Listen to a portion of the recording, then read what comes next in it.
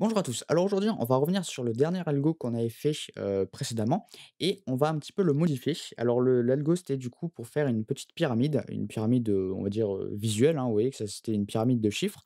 Parce qu'en fait, cet algorithme, alors ouais, je vais peut-être pas le retaper tout de suite, mais du coup, quand on exécute, voilà, on nous demande du coup un chiffre. Donc si on met 7 par exemple, il n'y a pas trop il y a pas trop de soucis. Mais si on commence à mettre des nombres un petit peu grands, comme par exemple 15, vous pouvez voir que ça coince, hein. C'est plus trop une pyramide ou alors c'est une pyramide malade. Alors en fait, ça commence à partir de 10 et en fait, c'est plutôt évident, tout simplement parce que quand on arrive à la ligne où on commence à voir notre nombre du milieu qui est un nombre à 2 chiffres, bah, du coup, ça fait un décalage. D'habitude, vous pouvez le voir ici, à chaque fois, on avait un chiffre qui se rajoutait de chaque côté. Là, c'est le cas, mais on a en plus un chiffre qui se rajoute au milieu et donc du coup, ben, on perd en quelque sorte cet équilibre et après ça va devenir une catastrophe. Donc du coup, ce qu'on va faire, c'est qu'on va un petit peu modifier le code. On va vraiment pas faire grand chose. Honnêtement, c'est juste une petite technique. En fait, tout simplement, ce qu'on va faire, c'est que on va ajouter des tabulations. Voilà, tout simplement et donc ceci comment on fait? Ben, on met tout simplement T. Voilà. Ici, au lieu de juste dire qu'on reste sur la ligne, on veut aussi une tabulation.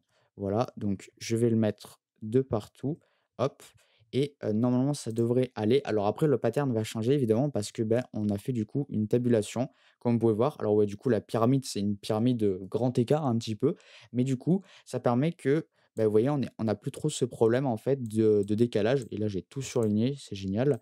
Et hop, alors du coup, on va peut-être réduire pour essayer d'un peu mieux voir. Donc on va mettre 10.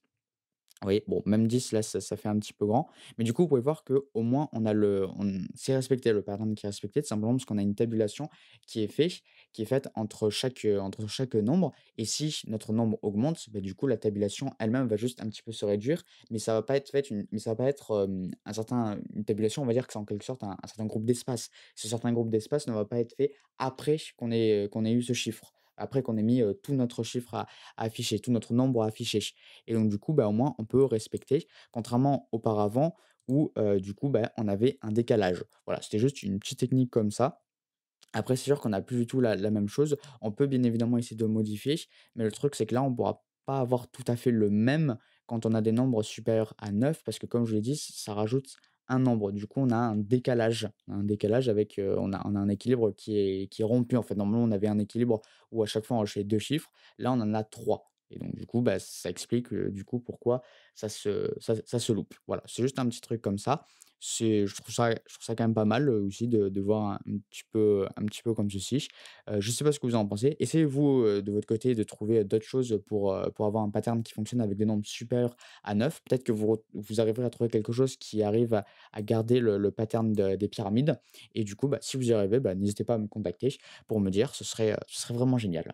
Voilà, donc du coup, cette vidéo touche à sa fin. J'espère qu'elle vous a plu. Portez-vous bien et à une prochaine. Salut!